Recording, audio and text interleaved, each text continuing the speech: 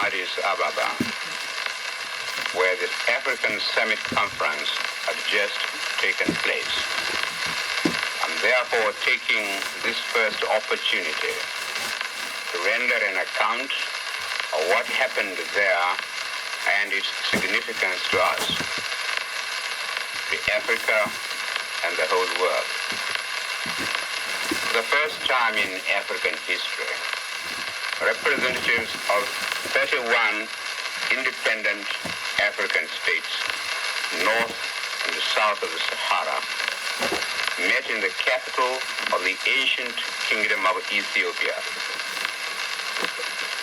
As you are all aware, the meeting of heads of states and governments was preceded by the preparatory conference of foreign ministers of the 31 countries.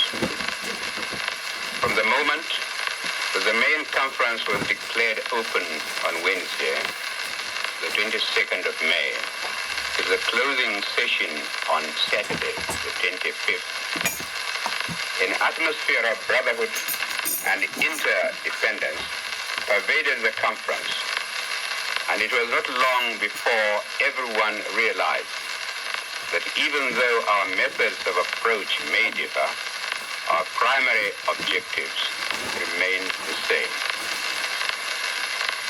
There was unanimity in our determination to take all practicable measures to ensure the liberation of the remaining countries of Africa from colonialism. We all realized that for as long as parts of Africa suffered under the humiliating yoke of colonialism and apartheid, our freedom and independence would not be complete. It was therefore not surprising that the conference took far-reaching decisions on how to assist our fellow Africans who are now fighting in Angola, Mozambique, and South Africa and other parts of the continent to regain their lost freedom.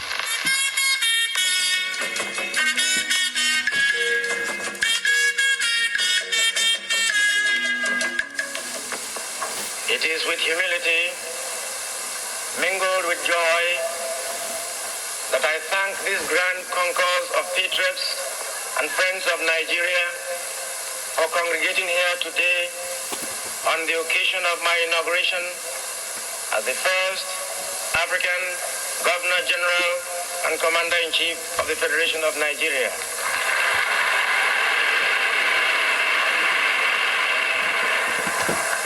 I was appointed to this post of high honor by Her Majesty Queen Elizabeth II on the advice of the Prime Minister of Nigeria to succeed my predecessor in office, that accomplished colonial administrator Sir James Robertson, GCMG, GCVO, KPE.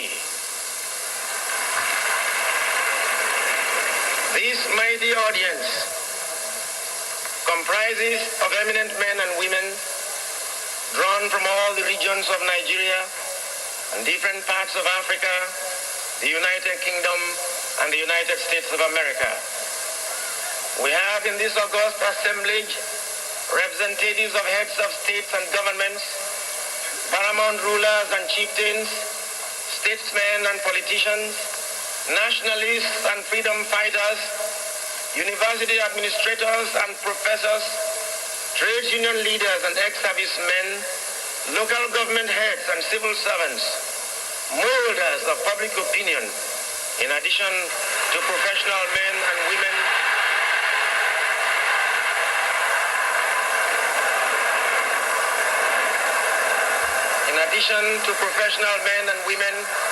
in different walks of life, including a select group of invitees who represent various organizations which are interested in Africa and in the orderly progress of our country towards national autonomy. Whilst it is a fact that the Commonwealth is a voluntary association which is loose, flexible, and adaptable, and its members value it for its very variety and multiplicity of outlook, its member governments sometimes acting in unison, sometimes separately, but always freely exchanging views and information and always adding something to a common pool of mutual understanding. Nevertheless, Nigerians cannot be expected to be supine when such a basic human right as respect for human dignity is violated with impunity in any part of the Commonwealth or in any part of the world. The challenge of Nigeria as a free state in 20th century Africa is the need to revive the stature of man in Africa and restore the dignity of man in the world. Nigerians believe passionately in the fundamental human rights. We regard all races of the human family as equal. Under no circumstance shall we accept the idea that the black race is inferior to any other race. I call upon Alhaji Amadou Bello, the Sultan of Sokoto, to join us in this Herculean task of national reconstruction. I exhort Chief Obafemi Awolowo to associate with us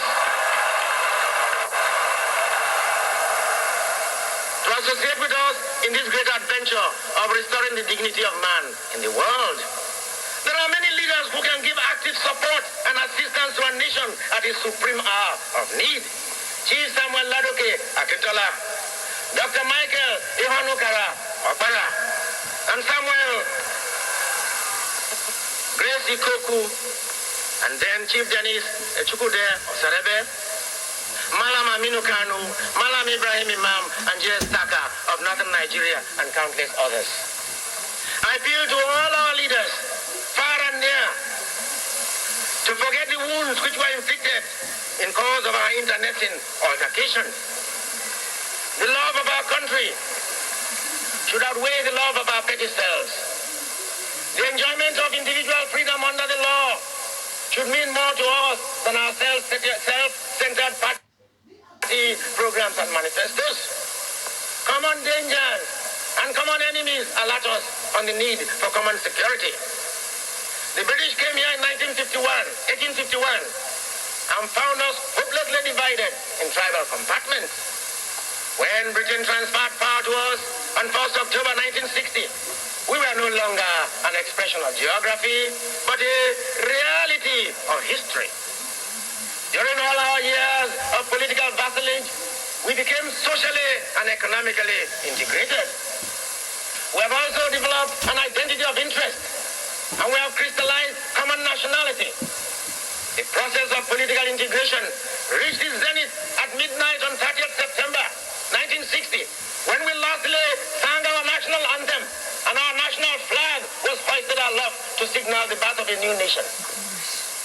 Come and join Abubakar with me, Sadauna, Awolowo, Akintola, Osarebe, Opara, Ikoku, Aminu Kano, Ibrahim Imam, and Taka.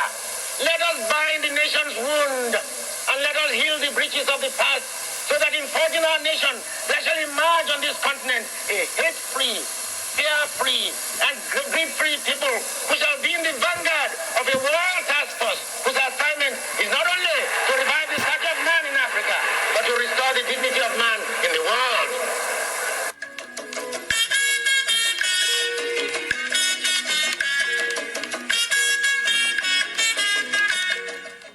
If I am asked whether I am happy because Nigeria is free and the Nigerian government appears to be stable, and the people of Nigeria are apparently satisfied that the price of freedom and the price our leaders paid for it were worth the sacrifice, I would answer in the affirmative.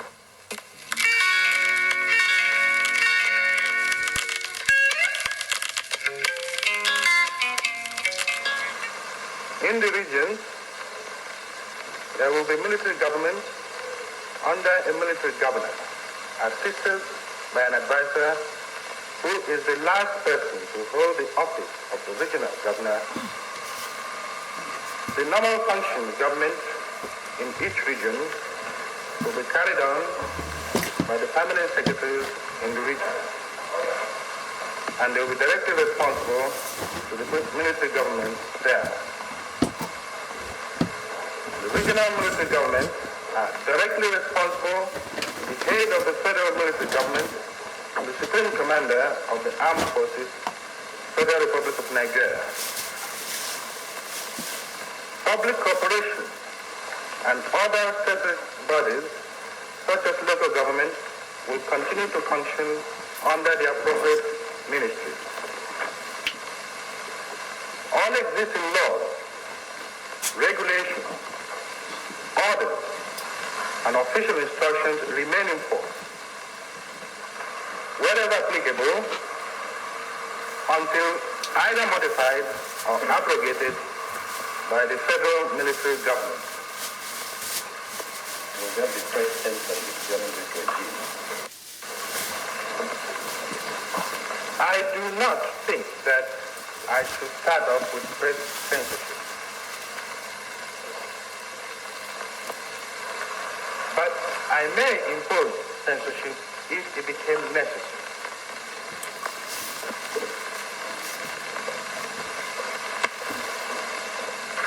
My main concern is to restore law and order as soon as possible.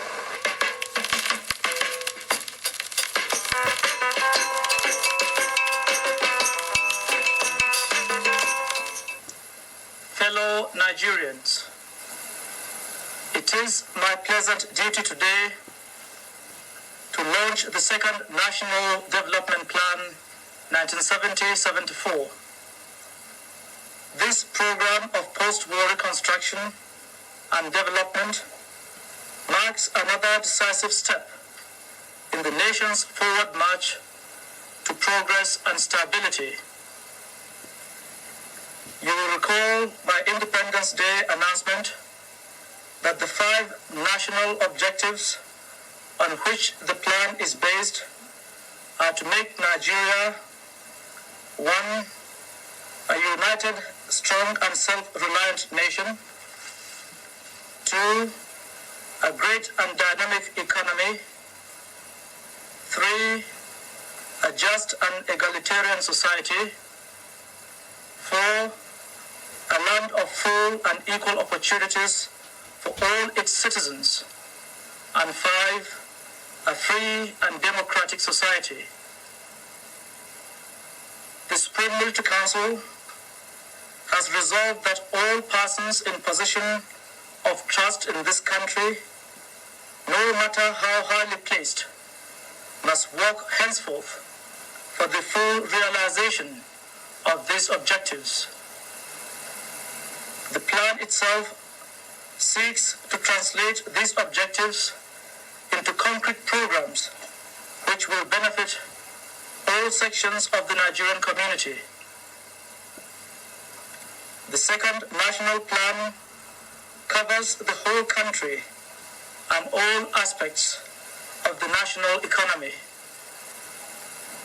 Every part of the country will feel the impact of the plan in the next 4 years. The destiny of Nigeria lies in the hands of all Nigerians. The second national plan has set out the guidelines for safeguarding our national interest.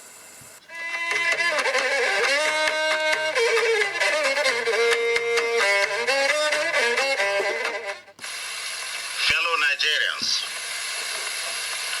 events of the past few years have indicated that despite our great human and material resources, the government has not been able to fulfill the legitimate expectations of our people.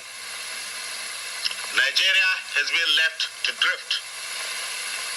This situation, if not arrested, would inevitably have resulted in chaos and even bloodshed.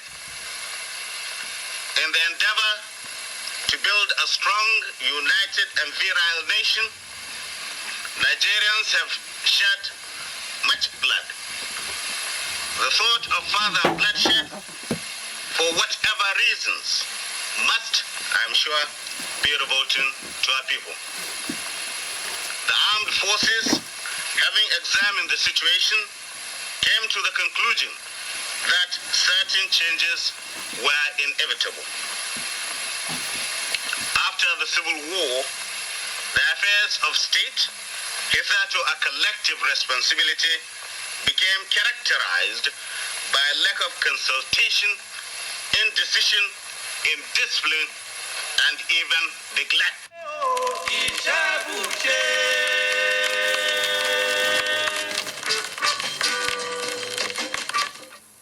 In a few aspects of our national endeavor, is the pressure for modernization so intense today as in our aviation industry?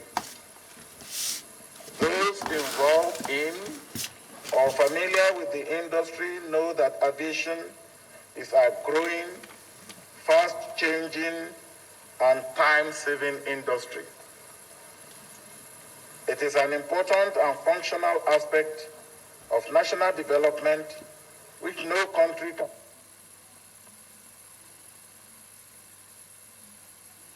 Excellencies, distinguished ladies and gentlemen, I have great pleasure and honor in declaring this airport formally open for the greater progress of Nigeria, closer understanding between mankind, and greater glory of God.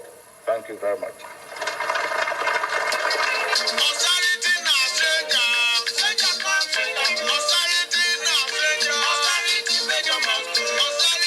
It is pertinent to recall that our first efforts at democracy and self-government were abruptly arrested in the mid-60s, largely as a result of the incongenial atmosphere engendered by the uncompromising stance adopted by the political parties of the First Republic.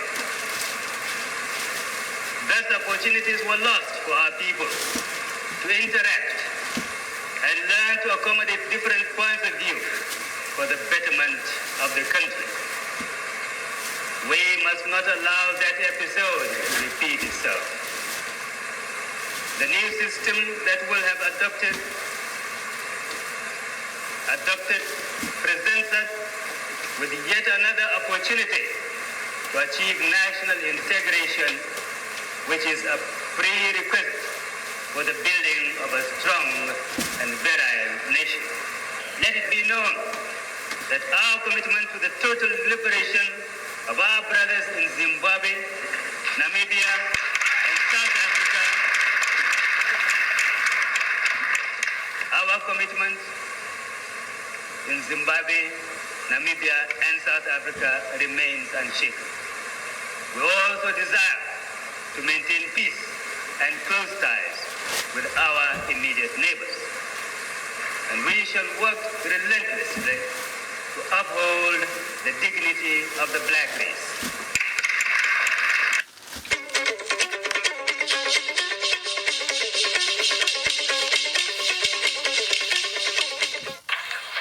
The Nigerian Armed Forces fulfilled their promise to end 13 years of military rule in 1979 when they voluntarily handed over the reins of power to the civilians.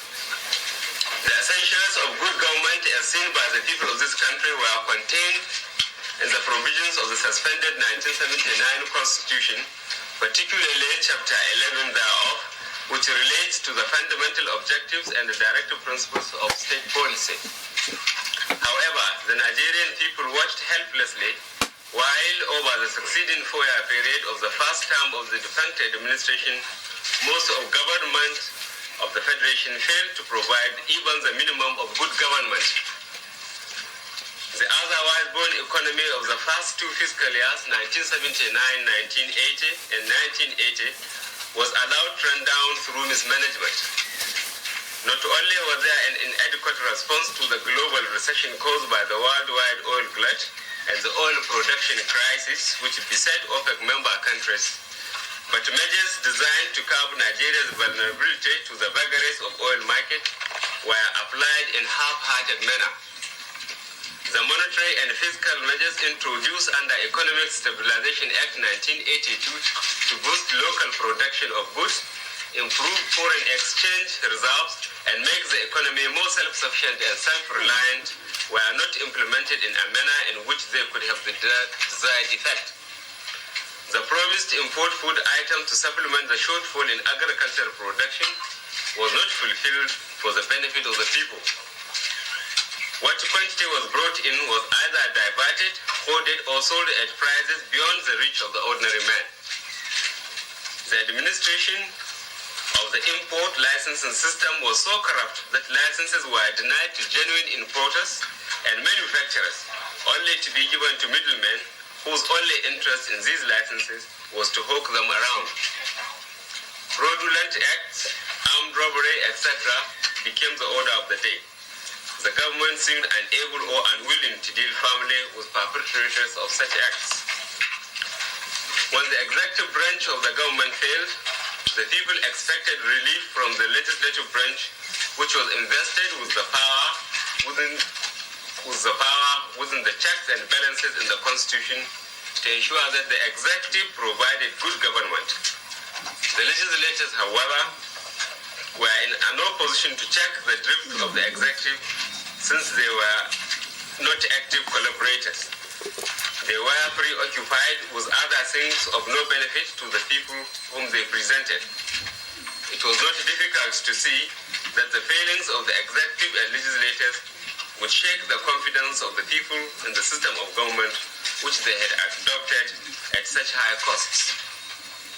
Thus, in the midst of their intolerable suffering and the general deterioration in the standard of living, which worsened as time rolled by, the people could only look forward to a change in their circumstances by the installation through the mechanism of the ballot box of a government with a more purposeful and responsible leadership.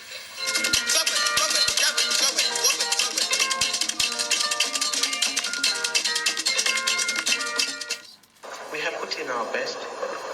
We have had sleepless nights. There have been periods of joy, sadness, and frustration. There have been periods of satisfaction and sense of fulfillment. There have been periods of dismay and disappointment. Responsibilities of the interim national government is followed. To ensure effect, they threaten fire and brimstone. They tread the path of confrontation and sometimes treason. They are a small group, but they make the most noise like the proverbial empty barrel.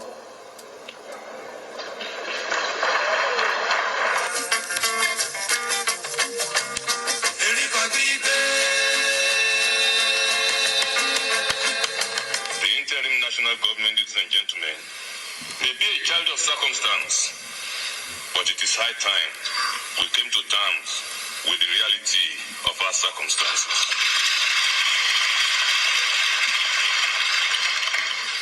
Military rule is over in Nigeria. However, ladies and gentlemen, serious dissension among the political class still persists. And this remains a clog in the wheel of transition. For us as a people, the working of a National Assembly is today the clearest insight we can have to the thinking, strategy, and vision of our political class.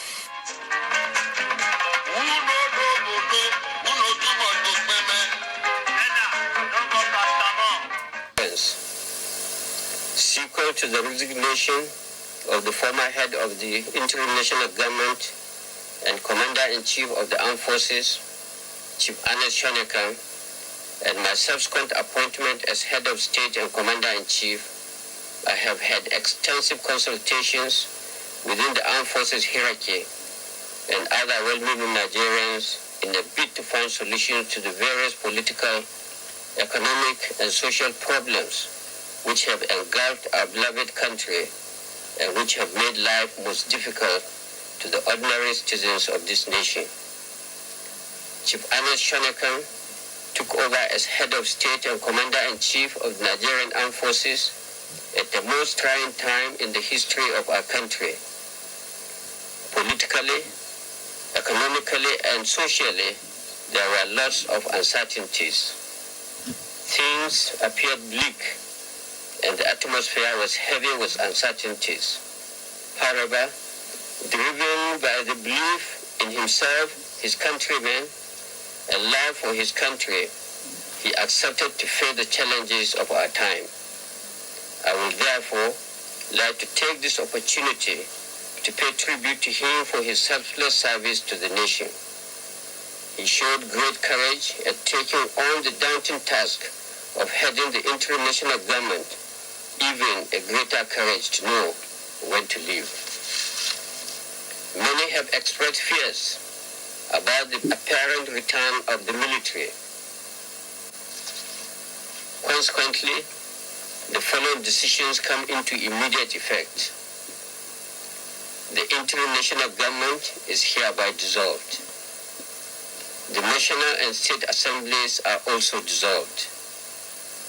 The state executive councils are dissolved. The brigade commanders are to take over from the governors in their states until administrators are appointed. Where there are no brigade commanders, the commissioners of police in the states are to take over. All local governments stand dissolved. The directors of personnel are to take over the administration of the local governments until administrators are appointed. The National Electoral Commission is hereby dissolved.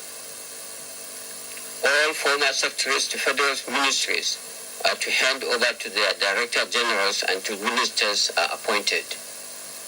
The two political parties are hereby dissolved.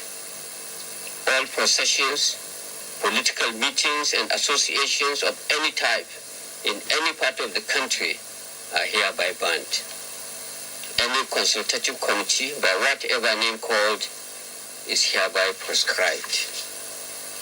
Decree 61 of 1993 is hereby abrogated.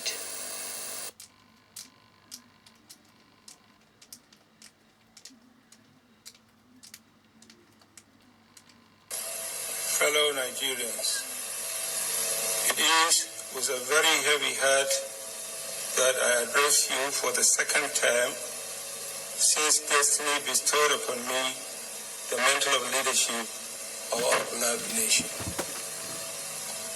Exactly 1 month ago, we were shocked by the sudden passing away of our late head of state, General Sani Abacha.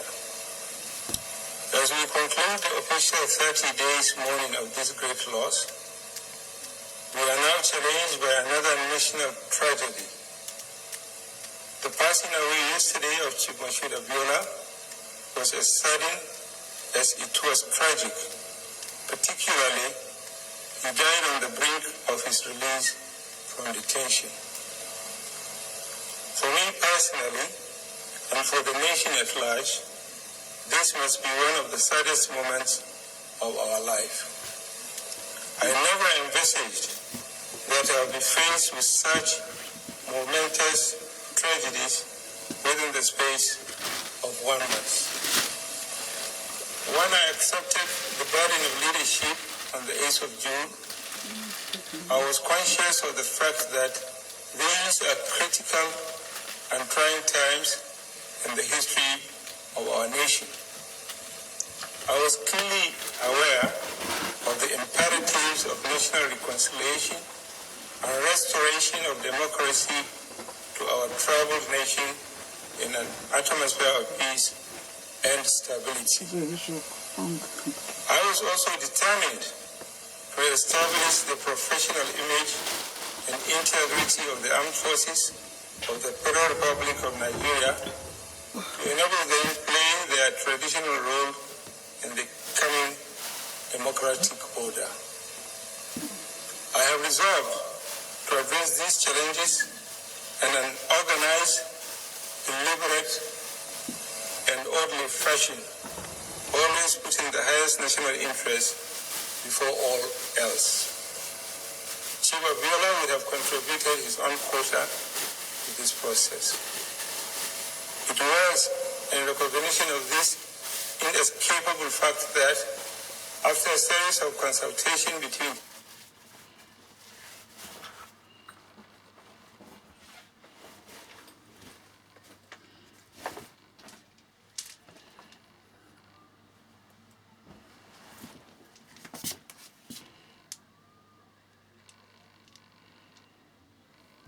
Abiola and government on the one hand, and between him and representatives of the international community as well as members of his family, that a meeting of the Provisional Ruling Council was convened for today to decide on his release. Alas, God willed otherwise, and today we mourn his loss. The government has already ordered full autopsy to establish the actual cause of his death. The autopsy is being undertaken in cooperation with Abiola family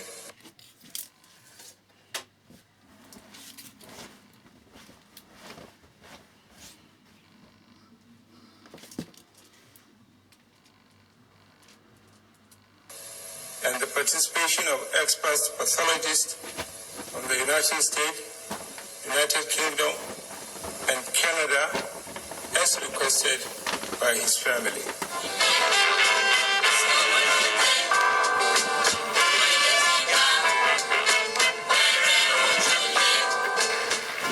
As your president to head a democratic civilian administration, I believe that this is what God Almighty has ordained for me and for my beloved country, Nigeria, and its people.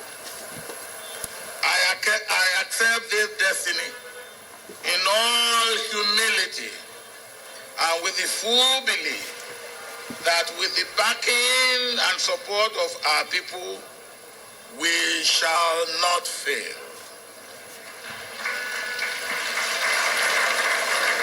The beneficiaries of corruption in all forms will fight back with all the foul means at their disposal. We shall be firm with them.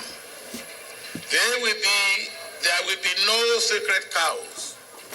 Nobody, no matter who and where, will be allowed to get away with the breach of the law or the perpetration of corruption and evil.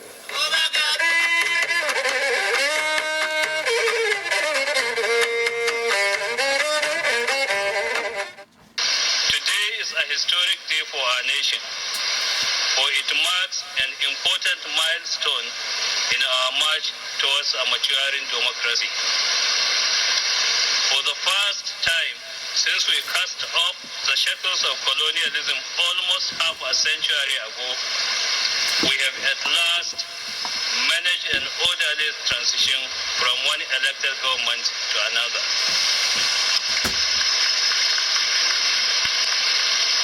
We acknowledge that our elections were not perfect and had lapses and shortcomings.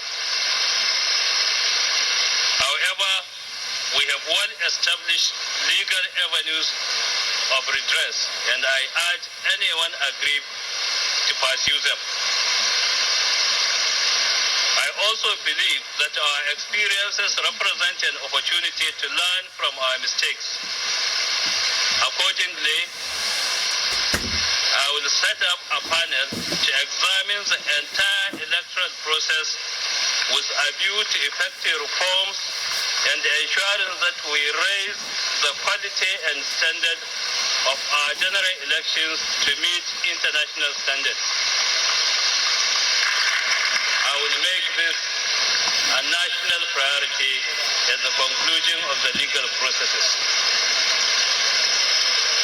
Today also marks a generational shift when we, the children of independence, assume the responsibility of national leadership.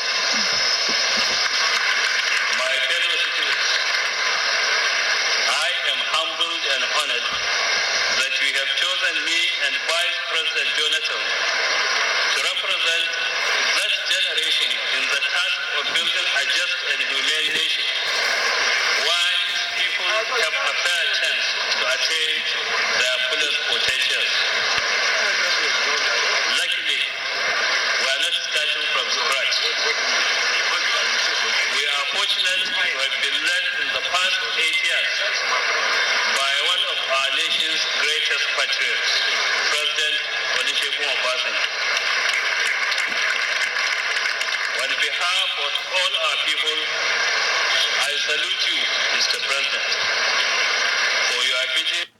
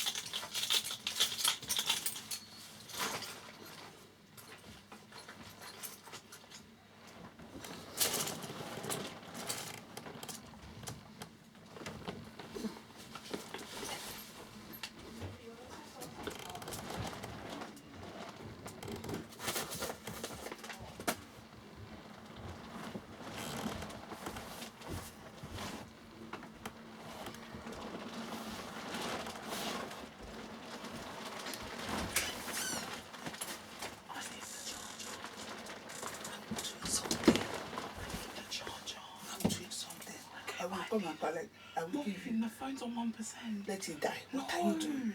No. Let me hit the charger. Just grab it. Wait. Let me see. Let me see. You need to do something. You can't leave the charger. It's so sad.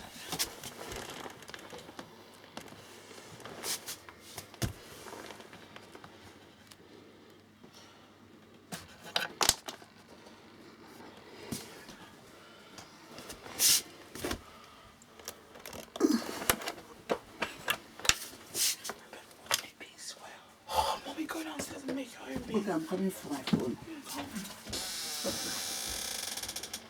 Which is what I will get.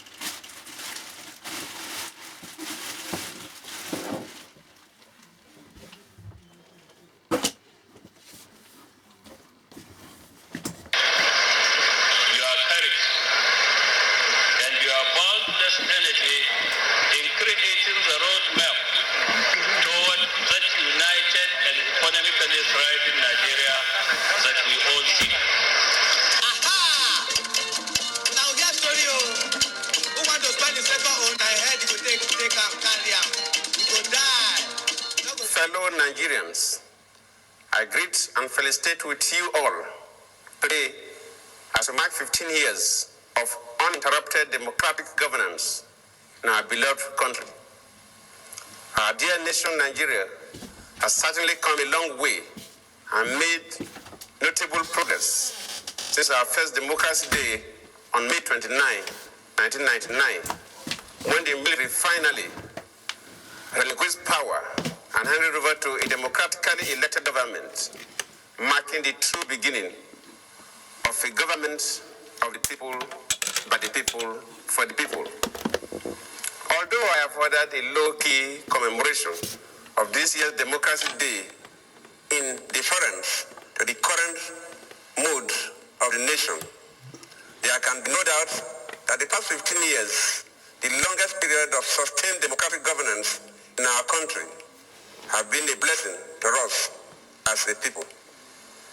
As we commemorate 15 years of our Fourth Republic today, therefore, I believe that it's fitting that we pay tribute once again to all those who played a part in restoring our nation to the true path of democratic governance, built on the foundations of rule of law and freedom of expression.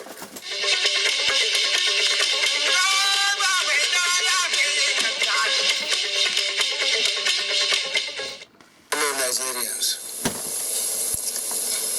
The 2020 celebration of Democracy Day marks 21 years of uninterrupted civil administration in our dear country. This day provides us an opportunity to reflect on our journey as a nation, our achievements and struggles. It is a day to honor our founding fathers who toiled to establish our republic, and every Nigerian who has worked tirelessly to sustain it.